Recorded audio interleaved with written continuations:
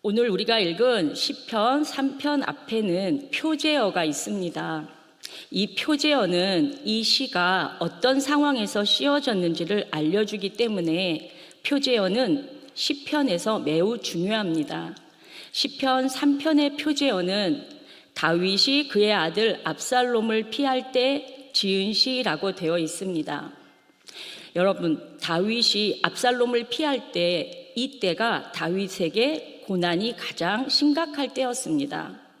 다윗은 평생 블레셋 등 주변 국가와 전쟁하면서 아무 죄 없이 사울 왕으로부터 도망 다니면서 고난 중에 살았지만, 특히 내가 낳은 아들 중 가장 예쁘고 잘생겼다고 자랑하고 싶었던 그 아들 압살롬이 반란을 일으켜서 예루살렘 성으로 쳐들어오는데 그것을 피하려고 도망할 때 얼마나 비통한 마음이었겠습니까?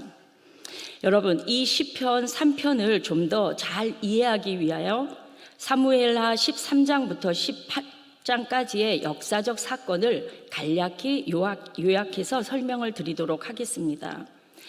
다윗이 사울 왕에게 쫓기며 고난을 당하면서도 그 어려운 순간마다 하나님을 붙들고 살 때는 죄를 범한 것이 없었습니다. 그러나 다윗이 왕이 되어서 왕위에 앉아 모든 역경에서 벗어나 몸이 평안해졌을 때 마귀의 유혹에 넘어져 그만 죄를 범하고 맙니다. 그 죄는 충성스러운 신하 우리아를 죽이고 그 아내 밧세바를 빼앗아 취한 죄입니다. 그 죄를 범한 이후부터 다윗의 가정에는 어려운 일들이 자주 일어났습니다. 그 원인은 하나님께 범죄한 다윗에게 있었는데요. 하나님께서는 이미 나단 선지자를 보내어 예언을 하셨습니다. 남의 아내를 탈취하기 위해서 충성된 신하를 전쟁터에서 칼로 죽였기 때문에 칼이 너희 집에서 영원토록 떠나지 아니하리라 사무엘하 12장에 나와 있습니다. 그랬습니다. 그 일 이후로 하나님께서는 다윗으로 하여금 자기의 죄를 기억하고 하나님 앞에 지속적으로 회개하도록 하였으나 다윗의 집안에 피비린내 나는 사건이 가끔 일어났습니다. 그 중에 하나가 압살롬의 사건입니다.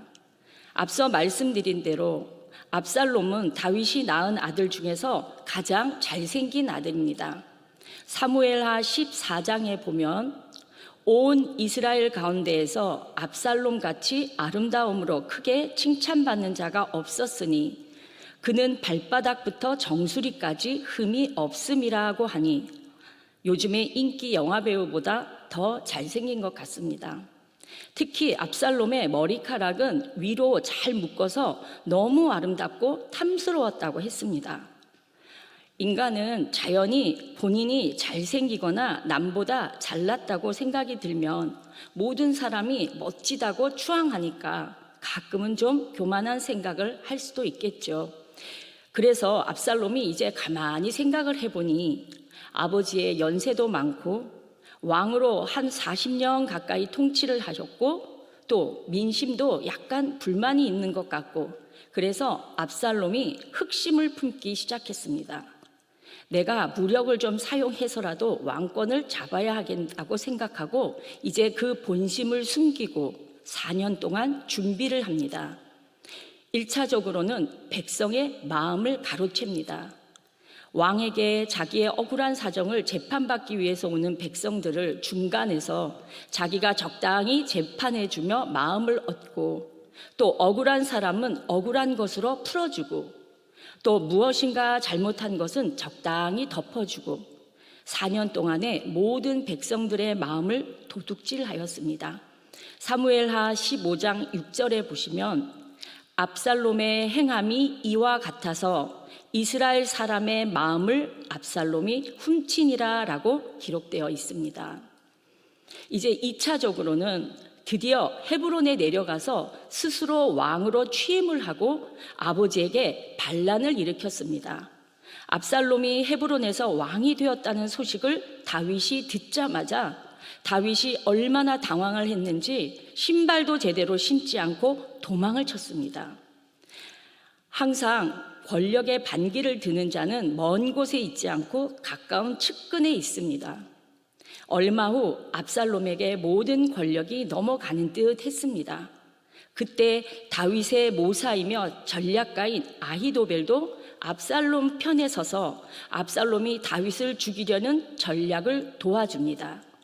사무엘하 16장에는 아히도벨이 베푸는 계략은 하나님께 물어서 받은 말씀과 같은 것이라. 아히도벨의 모든 계략은 다윗에게나 압살롬에게나 그와 같이 여겨졌더라 라고 기록될 만큼 아히도벨의 계략은 인정을 받았습니다. 그 아히도벨이 갑자기 압살롬 편에 서게 되었고, 그렇게 압살롬의 반란으로 다윗 왕은 졸지에 쫓겨가는 신세가 되었는데, 아들의 반란으로 쫓겨가니 스스로가 창피하고 비통하여 머리를 숙이고 비참하게 걸어가는데, 사무엘하 15장에는 다윗이 감람산 길로 올라갈 때에 그의 머리를 그가 가리고 맨발로 울며 가고 그와 함께 가는 모든 백성들도 각각 자기의 머리를 가리고 울며 올라가니라 라고 비참한 모습을 기록하고 있습니다. 또 길을 가는데 베냐민 족속 사울의 친족 중에 시므이라고 하는 사람은 고래고래 저주를 퍼붓습니다. 피를 흘린 자여, 사악한 자여, 가거라, 가거라! 그런 소리를 듣고도 다윗은 개의치 않습니다.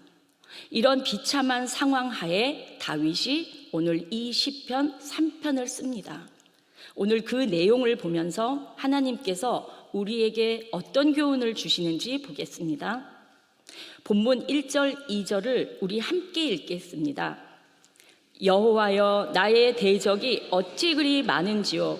일어나 나를 치는 자가 많으니이다. 많은 사람이 나를 대적하여 말하기를 그는 하나님께 구원을 받지 못한다 하나이다. 1절, 2절은 다윗이 직면하는 현실의 문제에 대한 탄식입니다.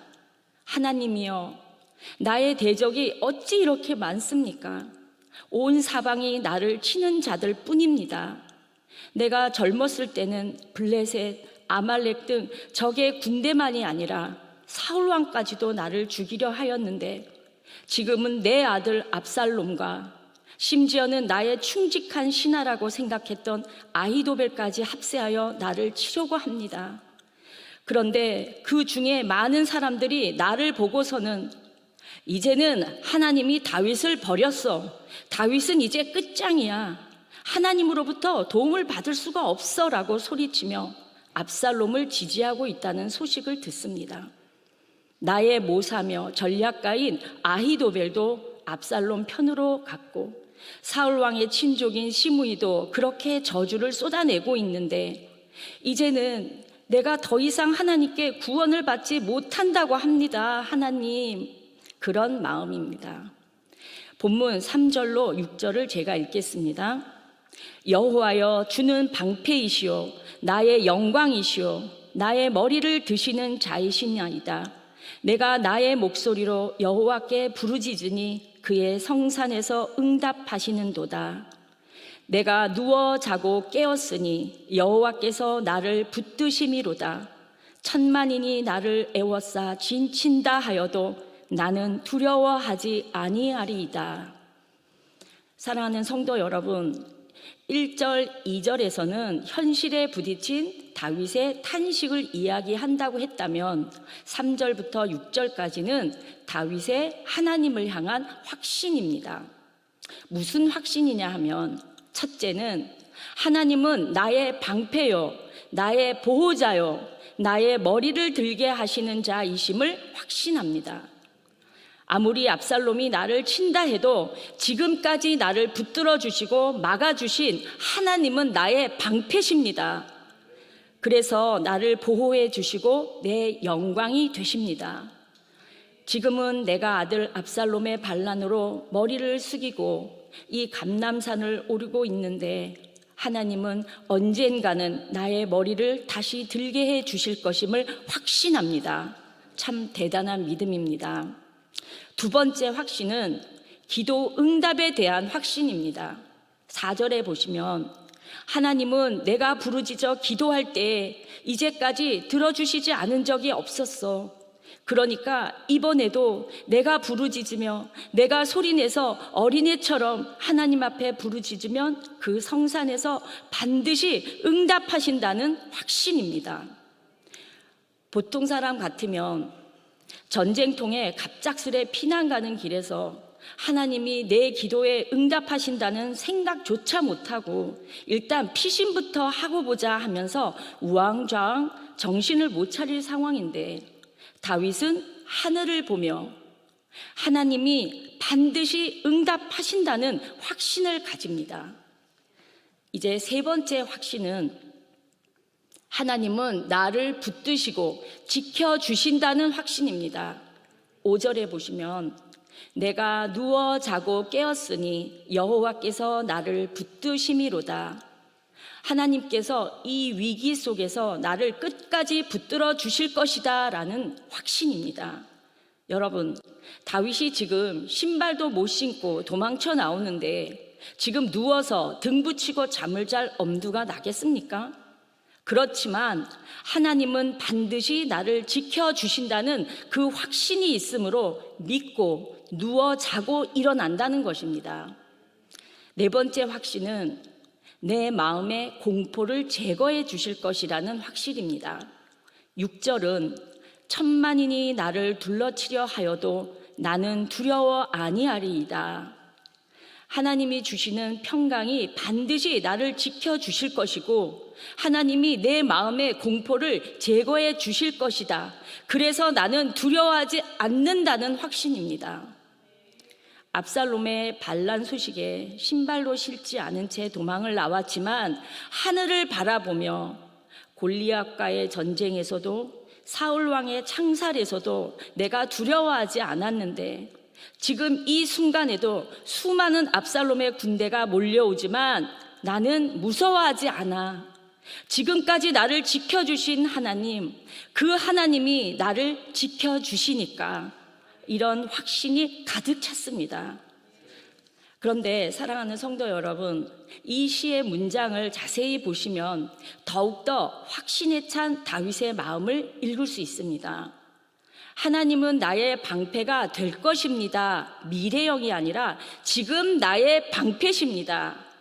4절에도 앞으로 하나님이 응답하실 것이라는 말이 아니라 지금 응답하시도다. 현재 진행형입니다. 5절에도 앞으로 나를 붙들 것이 아니라 지금 붙드심이라고 확신합니다. 이것이 바로 다윗의 확신입니다. 아직 손에 들어오지를 않았는데 이미 들어온 것 같이 믿고 고백하는 것을 확신이라고 합니다. 이것이 믿음입니다. 히브리서에도 믿음은 바라는 것들의 실상이라고 하지 않았습니까? 다윗의 믿음과 확신을 꼭 기억하시기 바랍니다. 이제 마지막으로 본문 7절, 8절을 제가 읽겠습니다. 여호와여 일어나소서, 나의 하나님이여 나를 구원하소서. 주께서 나의 모든 원수의 뺨을 치시며 악인의 이를 꺾으셨나이다. 구원은 여호와께 있사오니 주의 복을 주의 백성에게 내리소서. 이 7절, 8절은 다윗의 간절한 간구입니다. 하나님이여 일어나소서. 그리고 이 원수를 주께서 물리치시고 그들의 뺨을 치시고 이를 꺾어 주시옵소서. 하나님이여 주의 복을 주의 백성에게 내려 주시옵소서 하고 임금답게 자기와 백성을 위해서 마지막으로 기도하는 장면입니다. 결국 압살롬의 모사로 사용된 아히도벨의 모략은 다윗의 기도대로 하나님께서 어리석게 만드시고 압살롬은 다윗의 장군 요압에 의해서 죽임을 당하고 반란은 끝이 납니다. 이제 말씀을 정리하겠습니다. 오늘 이 말씀을 통하여 하나님께서 우리에게 주시고자 하는 교훈이 무엇일까요? 첫째는 영적 싸움에서 믿음으로 승리해야 되겠습니다. 사랑하는 성도 여러분, 우리는 다윗처럼 왕은 아니지요. 그런데 주님께서 우리를 왕 같은 제사장이라고 하셨습니다. 그러므로 그러기 때문에 이 세상에 사는 동안 우리에게는 이 영광스러운 신분과 자리를 질투하고 시기해서 달려드는 많은 사탄의 역사가 매일매일 너무나 많습니다. 마귀는 우리를 하나님의 자녀답게 믿음으로 살지 못하도록 온갖 수단 방법을 동원해서 우리를 넘어뜨리려고 공격합니다. 그때마다 고개 숙이지 말고 하나님을 바라보며 믿음의 확신을 가지고 승리하시길 바랍니다. 이제 두 번째는 우리가 어떤 어려움을 당하더라도 다윗의 확신을 기억하시기 바랍니다. 다윗의 4가지 확신 기억하시나요? 자막을 보시면서 우리 하나씩 읽겠습니다. 첫 번째는, 자, 자막 좀 보여주세요. 다윗의 확신. 자, 몇 초만 기다려주세요. 안 나오면 그냥 제가 읽겠습니다. 잘 들어주시기 바랍니다. 자, 다윗의 4가지 확신을 제가 또박또박 읽어드릴 테니까 기억해 보세요. 첫 번째는 주는 나의 방패시며 내 머리를 드시는 하나님이시라는 확신입니다. 두 번째는 하나님은 반드시 기도 응답해 주신다는 확신입니다. 세 번째는 하나님이 나를 지켜주신다는 확신입니다. 그래서 우리는 평안히 잠잘 수 있습니다. 네 번째는 하나님께서 두렵지 않게 내 마음의 공포를 제거해 주신다는 확신입니다. 사랑하는 성도 여러분, 오늘 함께 묵상한 이 시편 3편 말씀 가운데 다윗이 붙들었던 이 4가지 확신을 말씀과 함께 기억하시며 한 주간 동안 이 말씀이 내 안에서 능력이 될 수 있도록 기도하십시오. 그래서 우리에게 가정적으로, 경제적으로, 사업적으로 그 어떤 어려움이 오더라도 이 말씀을 통하여 믿음으로 승리하시기를 살아계신 예수 그리스도의 이름으로 축원합니다. 기도하겠습니다. 거룩하신 아버지 하나님, 그렇게 믿었던 아들로부터의 반란을 당하는 다윗 왕을 보며 다윗의 하나님에 대한 믿음의 확신을 보았습니다. 이 시간 우리도 믿었던 사람들로부터 배신을 당하고 어려움을 당하고 사탄의 온갖 시험을 받는다고 할지라도 또 이 세상에 철저히 혼자가 되었을지라도 두려워하지 않고 오직 나와 함께 하시는 하나님을 의지하며 하나님을 떠나지 않고 흔들리지 않는 믿음으로 승리하는 삶이 되도록 붙들어 주시고 도와주시옵소서. 하나님, 오늘 남은 시간도 더욱 거룩한 주일로 섬기게 하시고 말씀을 묵상하며 한 주간을 살아갈 선한 준비를 하게 하여 주시옵소서. 언제나 우리와 함께 하시는 우리 구주 예수 그리스도의 이름으로 기도드립니다. 아멘. 귀한 말씀에 감사드립니다. 많은 은혜 받았습니다. 우리 함께 여기에 모인 우리 함께 찬양하겠습니다.